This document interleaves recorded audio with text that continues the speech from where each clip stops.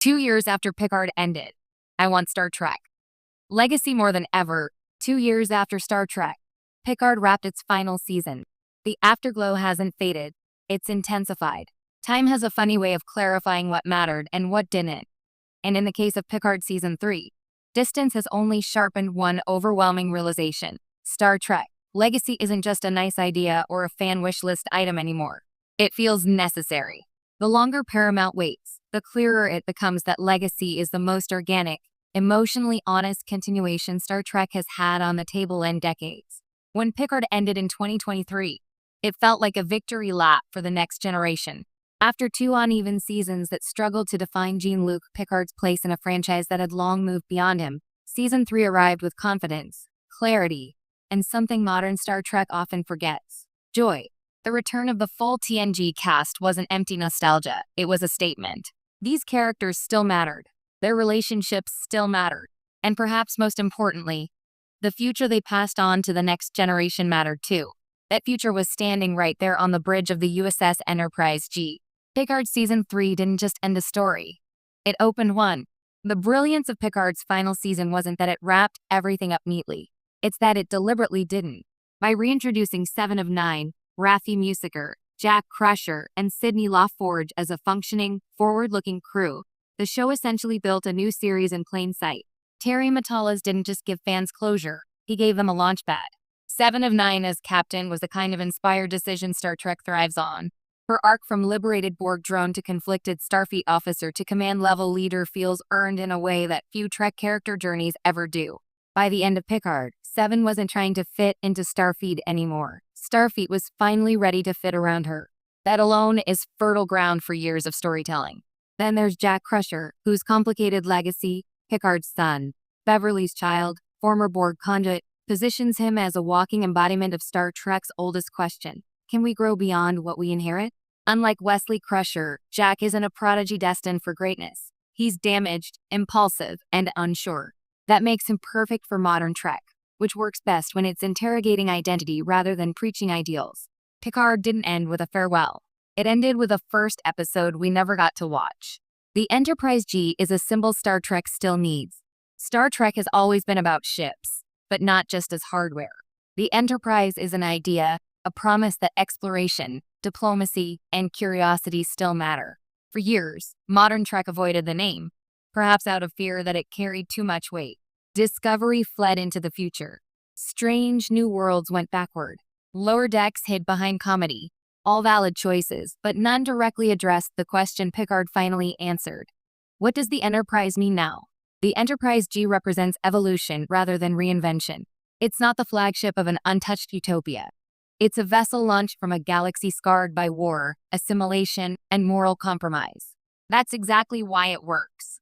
Star Trek doesn't resonate because it shows a perfect future. It resonates because it shows a future that chose to be better. 2 years later, that idea feels more relevant than ever. Legacy could be the missing middle of modern Trek.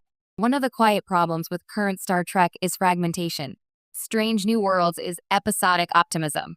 Discovery was serialized introspection. Picard was legacy reckoning. Lower Decks is affectionate satire. Each show works on its own terms, but there's no unifying present-day narrative, no central series that says, this is Star Trek now. Star Trek Legacy could be that show. Set in the early 25th century, Legacy would occupy the same narrative space the next generation once did.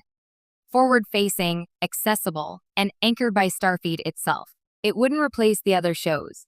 It would contextualize them. It would be the spine of modern Trek, the place where new viewers could start and longtime fans could settle in. And crucially, it wouldn't need to rely on constant callbacks. Yes, characters like Seven, Geordi, and Picard would cast long shadows. But the point of Legacy is that those shadows exist so new stories can grow in them. Nostalgia isn't the problem. Fear of progress is.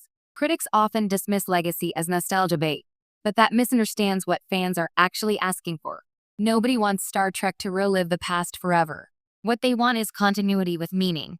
Picard Season 3 succeeded because it treated nostalgia as context, not content. The emotional power came from seeing how characters had changed, not from seeing them at all. Legacy would do the same. 7 of 9 isn't Voyager-era 7. She's a captain shaped by decades of struggle. Sydney LaForge isn't Geordi's replacement. She's a pilot navigating the expectations of a famous name. Even the Enterprise itself isn't restored to glory, it's rebuilt from compromise. That's not regression. That's growth. The fandom has only grown louder and more united. 2 years later, the call for Star Trek. Legacy hasn't faded, it's consolidated. Unlike many fan campaigns that fracture over tone, casting, or canon, Legacy support is remarkably focused. Fans know what they want. The Enterprise G7 in the captain's chair, episodic adventures with serialized character arcs, and a hopeful but honest future. That unity matters. Star Trek has survived for nearly 60 years because it listens, sometimes slowly, sometimes imperfectly, to its audience. Ignoring this moment would feel less like caution and more like missed opportunity, especially when the groundwork is already done.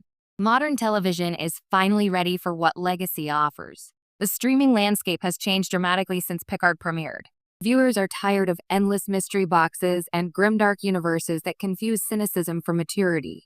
Shows that succeed now, whether sci-fi or not, are the ones that balance optimism with complexity. That's Star Trek's natural habitat. Legacy doesn't need to be edgy to feel modern. It just needs to be sincere. Episodic storytelling with character consequences. Moral dilemmas that don't resolve cleanly. Exploration that isn't just spatial, but philosophical. These are things Trek has always done best, and things modern TV is once again hungry for. Ironically, waiting too long to greenlight Legacy risks making it feel behind the curve, when it should be leading it.